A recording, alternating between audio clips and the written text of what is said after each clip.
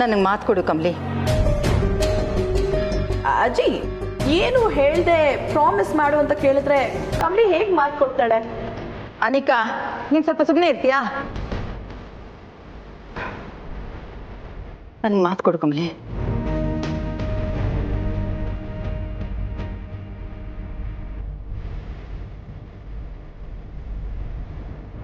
ನನ್ನ ಮಾತನ್ನ ನೀನು ಮೀರಲ್ಲ ಅನ್ನೋ ನಂಬಿಕೆಯಿಂದ ನಾನು ನಿನ್ನ ಹತ್ರ ಒಂದು ವಿಷಯ ಹೇಳ್ತಾ ಇದ್ದೀನಿ.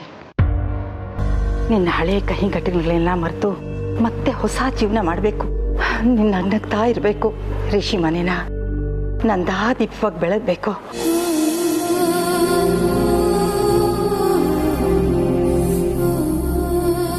ಇದನ್ನೆಲ್ಲ ನೆರವೇರಿಸ್ಕೊಡ್ತೀನಿ ಅಂತ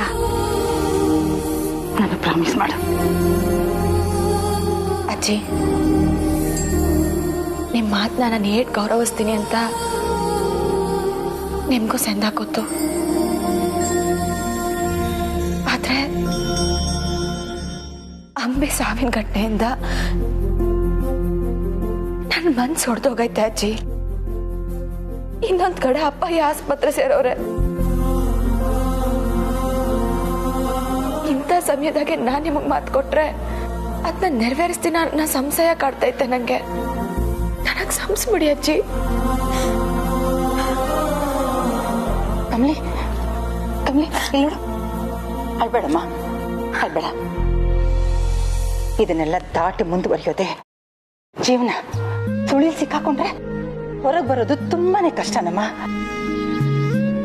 ಅದು ಅಹಂಕಾರದ ಸುಳಿ ಆಗಿರ್ಬೋದು, ದುಃಖದ ಸುಳಿ ಆಗಿರ್ಬೋದು, ಆಡಂಬರ, ಅತ್ಯಾಸೆ, ಮೋಹ, ಯಾವುದೇ ಸುಳಿಲ್ ಸಿಕ್ಕಾಕೊಂಡ್ರು ಜೀವನನೇ ಕಳೆದು ಹೋಗುತ್ತೆ.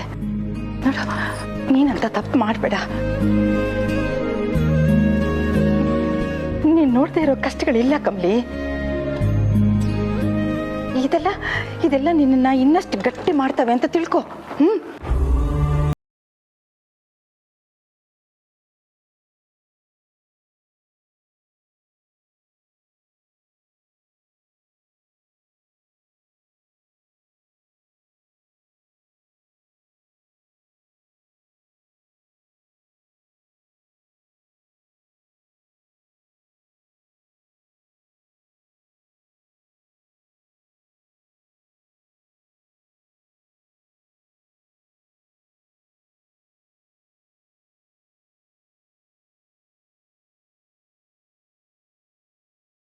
ಅಂದೀನಿ ಅಜ್ಜಿ. ನಾನು ಅಜ್ಜಿ, ನನ್ನ ಮಾತಿನ ನಿಮಗೆ ಖುಷಿ ಕೊಡ್ತೈತೆ ಅನ್ನೋದಾದ್ರೆ ನೀವ್ ಹೇಳ್ದಂಗೆ ಆಗ್ಲಿ ಅಜ್ಜಿ. ಈ ದಿನ ಆಗಿರೋದ್ನೆಲ್ಲ ಮರೆತು ಇನ್ ಮ್ಯಾಕೆ ಖುಷಿಯಿಂದ ಬದುಕ್ತೀನಿ.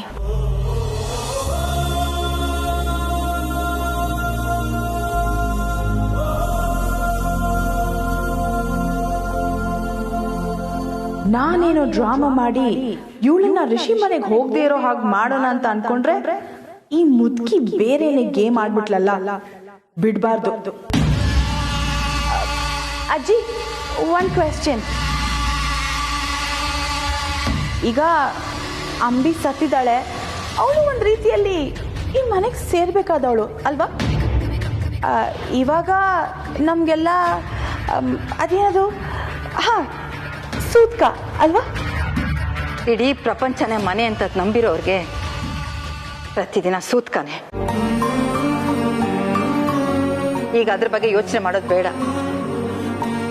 ಅಂಬಿ ಬರೋಕ್ಕಿಂತ ಮುಂಚೆ ನಮ್ಮ ಬದುಕು ಹೇಗಿತ್ತೋ ಇನ್ ಮುಂದೇನು ಹಾಗೆ ಇರುತ್ತೆ.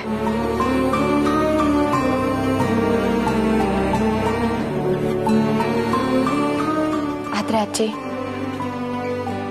ಅಂಬಿ ಸಾವಿಗೆ ಕಾರಣ ಯಾರು ಅಂತ ನಾನು ತಿಳ್ಕತೀನಿ.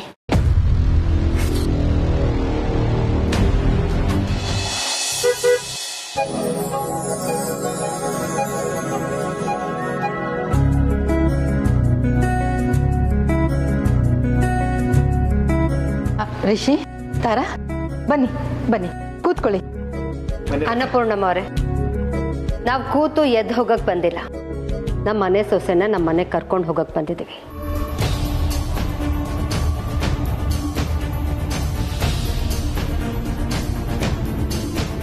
ಕೋಪ ಮಾಡ್ಕೋಬೇಡಿ ತಾರಾ. ಪರಿಸ್ಥಿತಿ ನಿಮಗೆ ಗೊತ್ತಿದೆಯಲ್ಲ. ಮದುಮಗಳನ್ನ ಮಂಟಪದಿಂದ ಕಳಿಸ್ಕೊಡ್ಬೇಕಾಗಿತ್ತು. ಆದರೆ ಇರ್ಲಿ ಬಿಡಿಮ್ಮ, ಏನೋ ಆಗಿದ್ದಾಗೋಯ್ತು. ಈಗ ಮುಂದೆ ಆಗೋದು ನೋಡೋಣ. ನೀವು ಹಿರಿಯರು ಆಶೀರ್ವಾದ ಮಾಡಿ ನಮ್ಮ ಮನೆ ಸೊಸೆನ ನಮ್ಮ ಮನೆಗೆ ಕಳಿಸ್ಕೊಡಿ ಸಾಕು.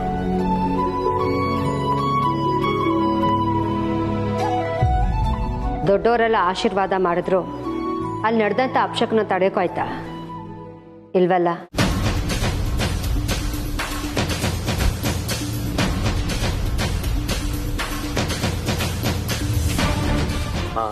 ಪ್ಲೀಸ್ ತಾರಾ, ಪ್ಲೀಸ್ ಪದೇ ಪದೇ ಅದೇ ಮಾತು ಯಾಕೆ? ಬಿಟ್ಬಿಡು.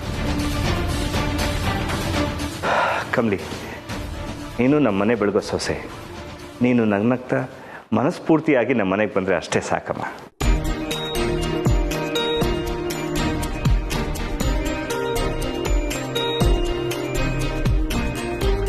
ಮೇಡಮ್, ಇದೆಲ್ಲ ಏನು ಬೇಡ.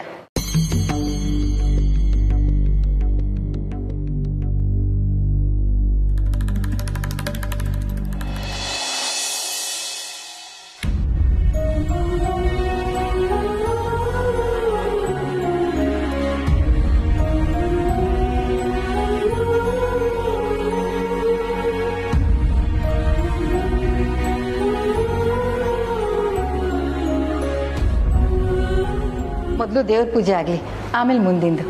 ಬನ್ನಿ.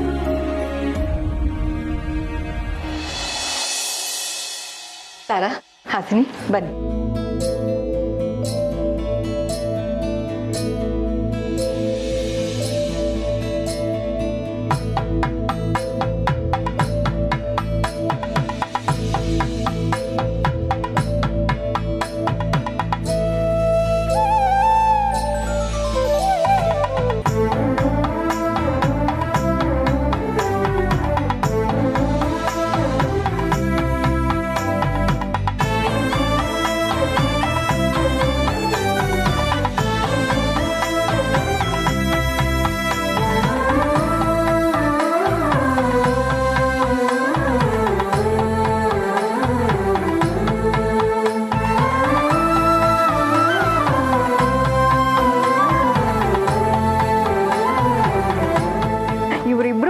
ಟಚ್ ಸ್ಕ್ರೀನ್ ಮೊಬೈಲ್ ಫೋನ್ ಇದ್ದಂಗೆ. ಅವ್ನು ಇವಳನ್ನ ಟಚ್ ಮಾಡಿದ ತಕ್ಷಣ ಬ್ರೈಟ್ ಆಗಿ ಹೋಗ್ತಾರೆ ಅಲ್ವಾ?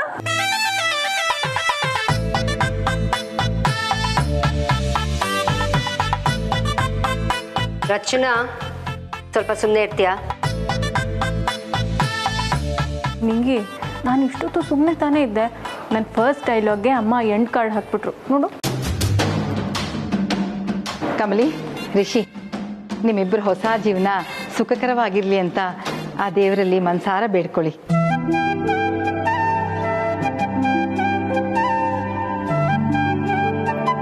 ತಾರಾ, ಹಾಸಿನಿ, ಆರತಿ ಮಾಡಿ.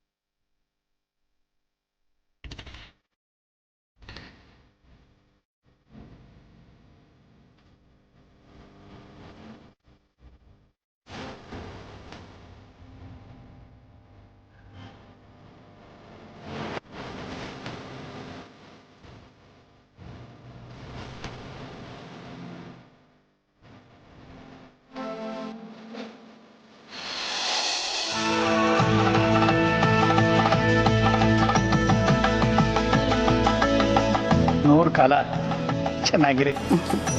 ಒಳ್ಳೇದಾಗ್ಲಪ್ಪ, ಒಳ್ಳೇದಾಗ್ಲಮ್ಮ.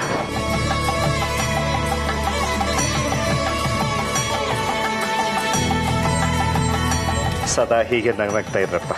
God bless you.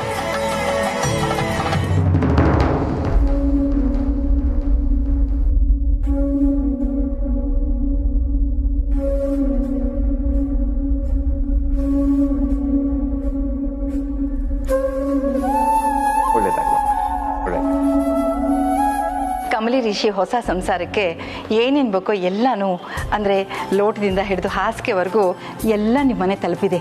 ದಯವಿಟ್ಟು ಸ್ವೀಕರಿಸಬೇಕು. ಅಯ್ಯೋ ಅಮ್ಮ, ಅದನ್ನೆಲ್ಲ ಯಾಕೆ ಕಳ್ಸೋಕೆ ಹೋದ್ರಿ? ಹೇಳಿದ್ನಲ್ಲ, ಹೆಣ್ಣಿನ ಕಡೆಯವರಿಗೆ ಇನ್ನು ಹೇಗೆ ಪ್ರೀತಿ ತೋರಿಸ್ಬೇಕು ಅಂತ ಗೊತ್ತಾಗಲ್ಲ. ಸರಿ ಆಯ್ತಲ್ಲ, ಹೊರಡೋಣ.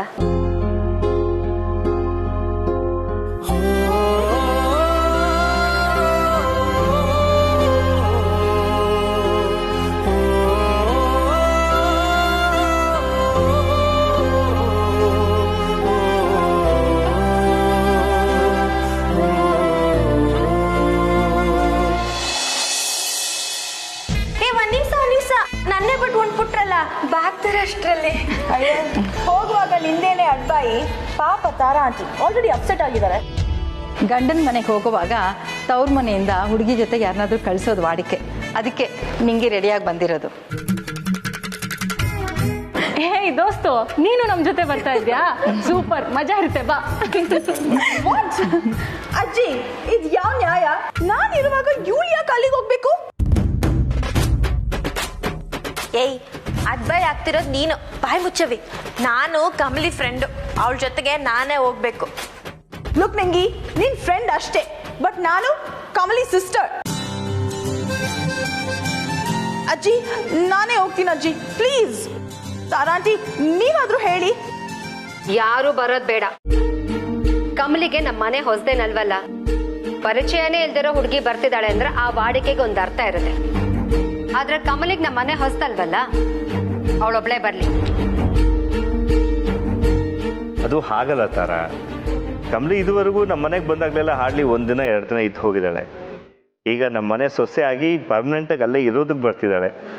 ಇನಿಷಿಯಲಿ ಯಾರಾದ್ರೂ ಜೊತೆಲಿದ್ರೆ she'll will better. Yes auntie, ನಾನೇ ಬರ್ತೀನಿ. ಕಮಲಿ, ನೀನಾದ್ರೂ ಹೇಳು, ನಾನು ನಿನ್ ಜೊತೆಗೆ ಬರ್ತೀನಿ, ಪ್ಲೀಸ್.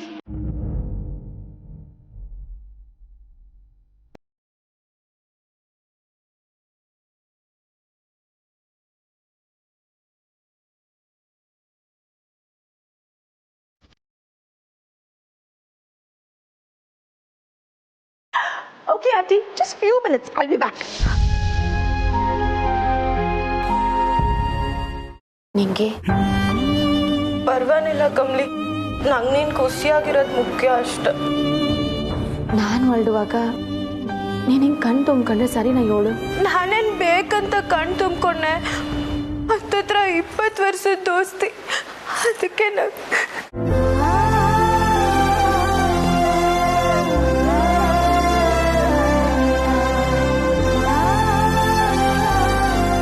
ರಿಷಿ,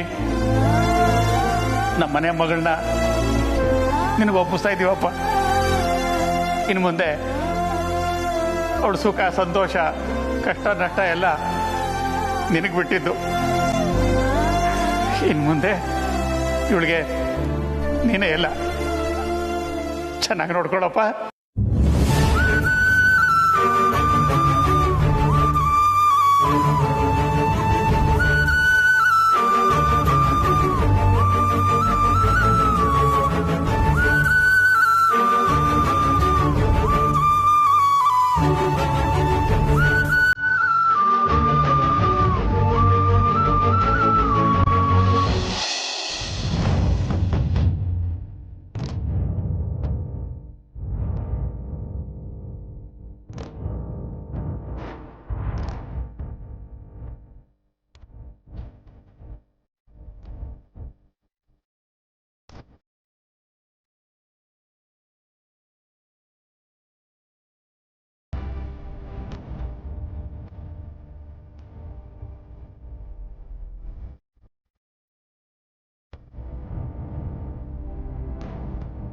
ಚಂದ್ರು ಮನೆಗೆ ಬಂದಮೇಲೆ ನಾನೇ ಅವನ್ನ ನಿನ್ನ ಮನೆ ಕರ್ಕೊಂಡ್ಬರ್ತೀನಿ.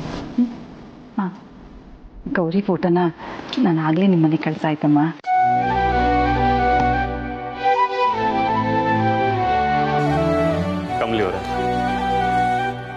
ಈಗಲೇ ಅದೆಷ್ಟು ಅಳಬೇಕು ಅತ್ಬಿಡಿ.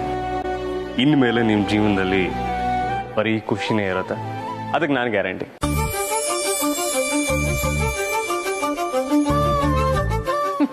ಅಬ್ಬಾ ನೋಡಪ್ಪ, ನಮ್ಮ ಅಣ್ಣ ಡೈಲಾಗ್ ಹೊಡೆದ, ನಮ್ಮ ಅದಕ್ಕೆ ಆಗ್ಲೇ ನಕ್ಬಿಟ್ಲು.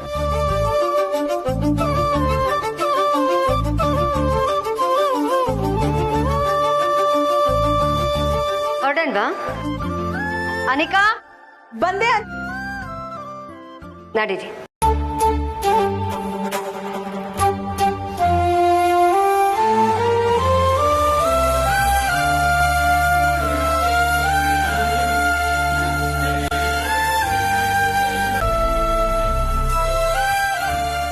ತಾರಾ, ನನ್ನ ಕಾರಲ್ಲಿ ಬರ್ತೀಯಾ ರಿಷಿ ಕಾರಲ್ಲಿ ಬರ್ತೀಯಾ?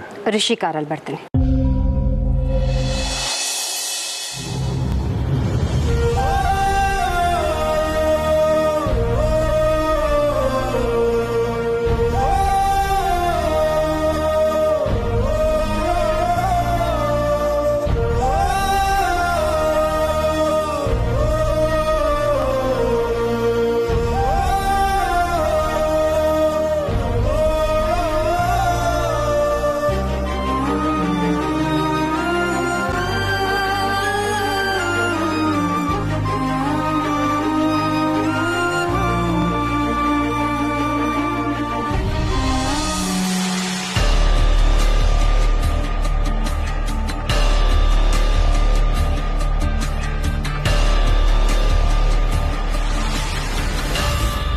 ತಾರಾ, ಹೊಸದಾಗಿ ಮದುವೆ ಆಗಿದ್ದಾರೆ, ಜೊತೆಗೆ ಬರ್ರಿ ಬಿಡು.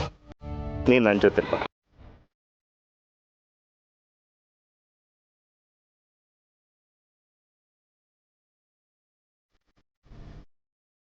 ನಾನು ರಿಷಿ ಕಾರಲ್ಲಿ ಬರ್ತೀನಿ. ಕಮಲಿಗೆ ಕಂಪನಿ ಆಗುತ್ತೆ. ಹಲೋ ಅನಿತಾ, ಅದೇನು ಬೇಡ, ಕಮ್ಲಿಗೆ ರಿಷಿ ಅಣ್ಣ ಕಂಪ್ನಿ ಇದ್ದಾನೆ, ನೀನ್ ನಮ್ ಜೊತೆನೆ ಬಾ.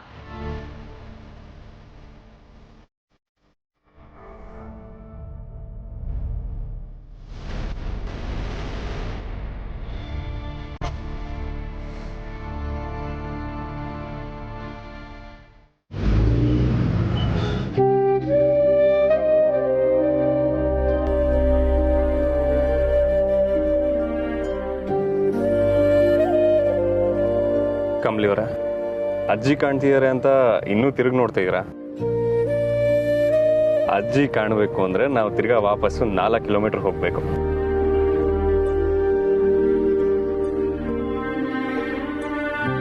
ಕಮಲಿ ಅವರ ಇನ್ನೂ ಸೊಪ್ಪಗಿದ್ರೆ ಗಂಡಂಗೆ ಬೇಜಾರಾಗಲ್ವಾ? ಸ್ವಲ್ಪ ಸ್ಮೈಲ್ ಮಾಡಬೇಕಪ್ಪ ನೀವು.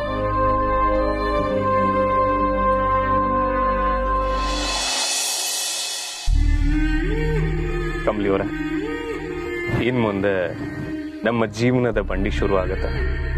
Let's enjoy every moment of life. ನೀವು ಕೇಳ್ಬೋದು, ಯಾವಾಗಲೂ ನೋಡ್ತಾನೆ ಇದ್ರೆ ಬೋರ್ ಆಗಲ್ವಾ ಅಂತ. ಕಮಲಿ ಅವರೇ, ಉಸಿರಾಟನು ಯಾವಾಗಲೂ ಆಡ್ತಿರ್ತೀವಿ. ಬೋರ್ ಆಗತ್ತೆ ಅಂತ ಬಿಟ್ಬಿಟ್ರೆ ಪ್ರಾಣ ಹೋಗ್ಬಿಡಲ್ವಾ? ಹಾಗೇನೆ ಇದು. ನೀವೇ ನನ್ನ ಪ್ರಾಣ.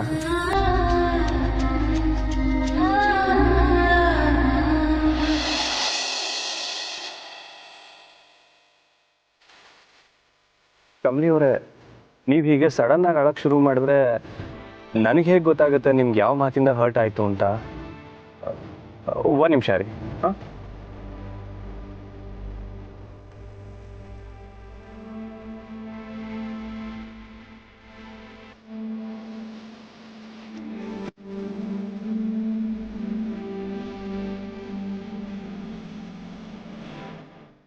ಬನ್ನಿ ಕಮಲಿ ಅವರೇ.